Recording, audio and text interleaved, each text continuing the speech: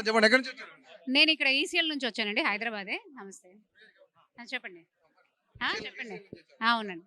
కళ్యాణ్ గారు ఇక్కడికి ఎలా వస్తారు ఏంటో చూద్దాం అన్న వాళ్ళు ఉన్నారు. ఈ రోజు మీరు ఇంత పెద్ద ఎత్తున రాష్ట్ర కార్యాలయం స్టార్ట్ చేస్తున్నారు. ఎట్లా అనిపిస్తుంది? వాళ్ళందరికీ ఏం చెప్తారు సమాధానం? రాష్ట్ర రాజధానిలో అయితే ఆపగలిగారు, కానీ దేశ రాజధాని ఢిల్లీలో అయితే ఆపలేకపోయారు కదా. చూశారు కదా ఎలా మీటింగ్ పెట్టారు. 3 రోజులు పెట్టారు మీటింగ్. ఇంక ఇంతకన్నా ప్రూవ్ చేసుకోవాల్సిన అవసరం. చాలా మంది జూనియర్ ఆర్టిస్టులు, జబర్దస్త్ వాళ్ళు, సీరియల్ ఆర్టిస్టులు వీళ్ళందరినీ తీసుకెళ్లి అక్కడ కూర్చోబెట్టి జాతీయ స్థాయిలో ఏం పార్టీ ముందుకు నడిపిద్దాం అనేసి చాలా మంది సెటైర్లు వేస్తున్నారు. అది జబర్దస్త్ అంటున్నారు కదా, అందులో కూడా డైమండ్ రాణి రోజా పార్టిసిపేట్ చేయలేదా? అది జబర్దస్త్ ఏ టీం అయితే ఉందన్నారో అందులో డైమండ్ రాణి లేదా? ఈ తెలంగాణ వాళ్ళు ఎవరు లేరా జబర్దస్త్లో? నేను ఒకటే క్వశ్చన్ చేస్తున్నాను. మీరు ఆపగలిగింది ఇక్కడ 2వ తారీఖు, జూన్ 2వ తారీఖు జస్ట్ అది ప్రైవేట్గా పెట్టుకున్న మీటింగ్ని కూడా ఆపారు.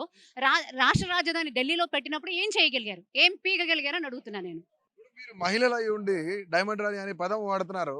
సో అట్లా వాడొచ్చు అసలు వేరే మహిళలు లేదని పవన్ కళ్యాణ్ గారు ఎప్పుడు కూడా అకౌంటబిలిటీ ఉండాలి మనం మాట్లాడే దాంట్లో. అవునండి. ఇప్పుడు అంటే అది కళ్యాణ్ గారు అన్నారు కాబట్టి మేము మాకు వచ్చింది అది. ఓకే. ఎందుకన్నాము అంటే ఇప్పుడు లిక్కర్ రాణి కూడా తయారైంది కొత్తగా. మా తెలంగాణలో ఉండకూడదు, మా తెలంగాణలో చేయకూడదు, మా తెలంగాణ అని అంటున్నారు. మా తెలంగాణ అంటే మీ పార్టీ ఎక్కడిది అసలు ఫస్ట్ చెప్పండి. కాంగ్రెస్ పార్టీ ఎక్కడిది చెప్పండి. నార్త్ నుంచి వచ్చింది. మొన్న రీసెంట్గా నేను ఒక వీడియో చూశాను, వీడియో బయట ఏది మన రేవంత్ రెడ్డి గారిది చూశాను. ఇది అది నేషనల్ పార్టీ అంటారు, ఏది బీజేపీ. ఇవన్నీ మరి కాంగ్రెస్ పార్టీ ఏ పార్టీ ఎక్కడిది? నేషనల్ పార్టీ కదా, అది నార్త్ నుంచి వచ్చింది కదా, బాంబే పార్టీ కదా. తెలంగాణలో పుట్టిన పార్టీ జనసేన పార్టీ. దీనికే మీరు ఇన్ని మాటలు అంటున్నప్పుడు తెలంగాణ పుట్టాను మీరు వెళ్ళిపోండి ఫస్ట్. మీ తెలంగాణ మేము కూడా వీర మహిళలు, మేము కూడా అదే చెప్తున్నాం, మేము ధైర్యంగా చెప్తున్నాం. మీరెవరు చెప్పడానికి? చాలా మంది కళ్యాణ్ గారు ఇక్కడికి ఎలా వస్తారు ఎలా తిరుగుతారో చూద్దామని చెప్పి. ఇంకో మాట చెప్తానండి. కేసీఆర్ గారు ఎక్కడ, ఆయన రూట్స్ ఎక్కడ, 4 ఫాదర్స్ ఎక్కడ వాళ్ళో కనుక్కోండి. విజయనగరం అయింది కేసీఆర్ గారిది. విజయనగరం 4 ఫాదర్స్ మేము అన్ని సెర్చ్ చేసిన తర్వాతే మాట్లాడతాం మేము. ఆయన 4 ఫాదర్స్ ఎక్కడ? కేటీఆర్ గారు, కేసీఆర్ గారు వాళ్ళ కూతురు ఇక్కడ కవిత అదే మన లిక్కర్ రాణి ఇక్కడ పుట్టారు కాబట్టి మాది అని చెప్పుతున్నారు. మరి ఇక్కడ పుట్టిన వాళ్ళ పరిస్థితి ఏంటి? తెలంగాణలో పుట్టిన పార్టీని ఇక్కడ పుట్టిన వాళ్ళని మీకేం హక్కు ఉంది? ఇంకొకటి చెప్తున్నా, ఇది డెమోక్రసిక్ కంట్రీ. మనం ఎక్కడి నుంచి ఎక్కడైనా పార్టీ మనం పోటీ చేయొచ్చు. ఎవడు ఆపడానికి సరిపోడు. మనల్ని ఎవడరా ఆపేది ఇక్కడ అని అడుగుతాము, అంతే కదా. కాంగ్రెస్ పార్టీ ఎవరు రూల్ చేసినా సోనియా గాంధీ ఎక్కడి నుంచి వచ్చిందండి? మన ఇండియనా? కనీసం ఇండియన్ కూడా కాదు తను చేసింది. ఇంకొకటి కేటీఆర్ గారు ఈ రీసెంట్గా ఒక 10 రోజుల కింద అదే ఈ జరిగిన తర్వాత ఒక చెప్పారు ఏంటంటే, మీరు ఇక్కడికి వచ్చి మా దగ్గరకు వచ్చి మీరు ఎలా మాట్లాడతారు, ఎలా పోటీ చేస్తారన్నారు. 1200 మందిలో బలిదానం ఇచ్చారు కదా. 60 సంవత్సరాల తర్వాత మేము పోరాడితే వచ్చింది అన్నారు కదా తెలంగాణ. 1200 మందిలో ఒక్కళ్ళ పేరన్నా చెప్పమనండి. ఆ 1200 మందిలో ఒక్కళ్ళు ఫస్ట్ ఎవరు చనిపోయారు, ఏం జరిగేది? నేను షేరిలింగంపల్లి నుంచి వచ్చానండి, మాధవరెడ్డి గారి టీము. నా పేరు నాగలక్ష్మి నాయుడు. సో ఏంటి పరిస్థితి ఈ రోజు? ఇది పండుగ వాతావరణం చూస్తున్నాం. అంటే చాలా మంది కళ్యాణ్ గారిని వ్యతిరేకించిన వాళ్ళు కూడా ఉన్నారు తెలంగాణ రాష్ట్రంలోనే. బట్ ఈ రోజు ఒక పండుగ వాతావరణంలో ఇక్కడ పార్టీ ఆఫీస్ దగ్గర కనిపిస్తుంది. ఎలా చూస్తారు ఇది? ఆయనని ఎంత ఎదిరించాలి అనుకుంటే, పవన్ కళ్యాణ్ గారిని ఎంత ఎదిరించాలి, ఎంత తొక్కేయాలి అనుకుంటే ఆయన అంత ఎత్తుకి లెగిసే మనిషి అండి. ఆంధ్రాలో అసెంబ్లీ గేట్ కూడా ముట్టుకోనివ్వను అని చెప్పారు. అసెంబ్లీ గేట్ ముట్టుకోవడం తన్నుకుని వెళ్ళాడు ఆయన. అలాంటి పవన్ కళ్యాణ్ గారు ఆయన ఇక్కడ పోటీ చేయాలని చాలా మంది ఎదురు చూస్తున్నారు. ఎన్నో సంవత్సరాల నుంచి ఎదురు చూస్తున్నారు. ఎందుకంటే ఇక్కడ తెలంగాణలో పుట్టిన పార్టీ జనసేన పార్టీ. అసలు పోటీ చేయొద్దు అనడానికి వాళ్ళకి ఏం హక్కు ఉంది?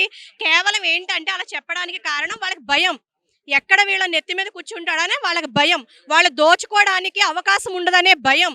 ఎప్పుడు కూడా ఒక భయం అనేది ఎప్పుడు కలిగిద్దంటే, వాళ్ళు దొంగతనం చేసేటప్పుడు, వాళ్ళు దోచుకునేటప్పుడు వాళ్ళు తప్పు చేస్తున్నారు కాబట్టి ఆ తప్పులని బయటకు తీస్తాడు కాబట్టి వాళ్ళకి భయం. పవన్ కళ్యాణ్ ఇక్కడ పోటీ చేస్తున్నాడంటే ఆయన స్పష్టంగా చెప్పాడు, ఇక్కడ వాళ్ళకి అవకాశం ఇస్తా అని చెప్పాడు. ఇంకా దేనికి భయపడుతున్నారు అసలు? చాలా మంది పవన్ కళ్యాణ్ కి రాజకీయ పరంగా ఒక అవగాహన లేదు, ఆయన ఏది పడితే అది మాట్లాడుతూ ఉంటారని చాలా మంది చెప్తున్నారు, తెలంగాణకు సంబంధించిన వ్యక్తులే. అవగాహన లేదే ఆంధ్రాలో ఎన్ని చోట్ల అయితే పోటీ చేశాడు అన్ని చోట్ల కూడా అత్యధిక మెజార్టీతో గెలిచాడు ఆయన.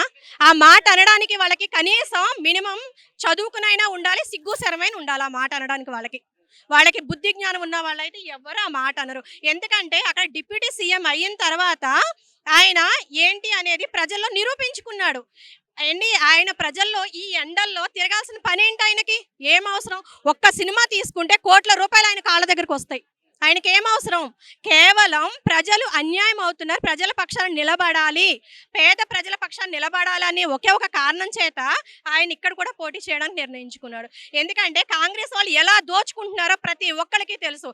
ఈ 3 సంవత్సరాల్లో ఎంతో మంది బంగారం ఇస్తామని చెప్పాడు. ఏమిచ్చాడు? రేవంత్ రెడ్డి గారు ప్రజాపాలన అని చెప్పి రేవంత్ రెడ్డి గారు వాళ్ళ మంత్రులు, వాళ్ళ ఎమ్మెల్యేలు, వాళ్ళ మినిస్టర్లు అందరూ చెప్తుంటే మీరు దోచుకుంటున్నారని చెప్తారంటే ఎవరు చెప్పారు? ఎంతో మంది ప్రజల్ని అడగండి. నాయకులను ఏమో అడుగుతాం, ఎందుకంటే తిన్నవాడు ఎవడో నేను ఇంత తిన్నానని ఎవడో బయటకు వచ్చి చెప్పుకోడు. ప్రజల్ని అడగండి ఎంత అన్యాయం అయ్యారో, ఎంత బాధపడుతున్నారో. రియల్ ఎస్టేట్లు లేక అక్రమంగా కూల్చివేతలు జరిగి అంతా ఎందుకండి. మొన్న రీసెంట్గా లింగంపల్లిలో రేవంత్ రెడ్డి మీటింగ్ భారీ ఎత్తున పెట్టారు. రోడ్డు పక్కన ఎంత మంది నిరుద్యోగులు వాళ్ళు ఏమంటారు చిన్న చిన్న గుడిసెలు వేసుకుని పక్కన ఈ అన్ని అమ్ముకుంటున్నారు కదా, చిన్న చిన్న వ్యాపారస్తులు వాళ్ళని అన్యాయంగా ఒక 3 గంటలు జరిగిన మీటింగ్ కోసం అదంతా ఖాళీ చేపించారే. మీరు తెలంగాణనేనా, ఇక్కడైనా లోకలేనా? మీకు ఓటు ఉందా ఇక్కడ? రైట్. అంటే ఒక ఫ్రీ బస్ తప్ప ఇంకా మీకు పథకాలు ఏమేమి వస్తున్నాయి? ఫ్రీ బస్ కూడా ఎలా? ఫ్రీ బస్ వస్తుంది, ఎంత మంది బాధపడుతున్నారు. టైంకి బస్సు ఉండదు. ఎంత తగ్గించేశారు బస్సులు, టైం టు టైం బస్సులు. కాలేజీకి వెళ్ళి ఆడపిల్లలతో సైతం ఎంత ఇబ్బంది పడుతున్నారు. వాళ్ళకి టైంకి బస్సు ఉండక వాళ్ళు కూడా ఆటోలు పట్టుకునే వెళ్తున్నారు. ఎంతో మంది, కొంతమందికి ఫ్రీగా వెళ్ళారంటే ఒక 10,000 జీతం తెచ్చుకుంటుంది. ఒక ఆడపిల్ల బయటకు వెళ్తే ఈ రోజున 10,000 లేదే బయటకు వెళ్తుందా? జాబ్ చేసుకుని బట్టల కొట్టులో పని చేసుకున్న 10,000 తెచ్చుకుంటుంది.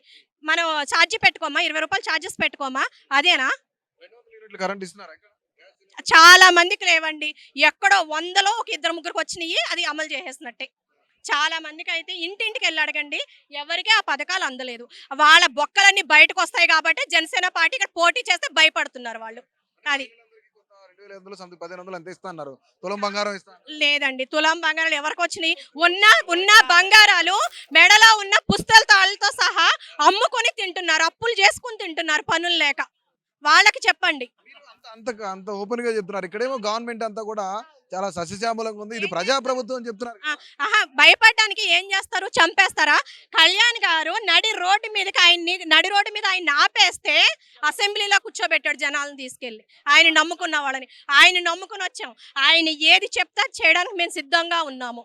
ఇక్కడ పుట్టి పెరిగిన వాళ్ళు మరి ఎక్కడికి వెళ్ళి పోటీ చేయాలి?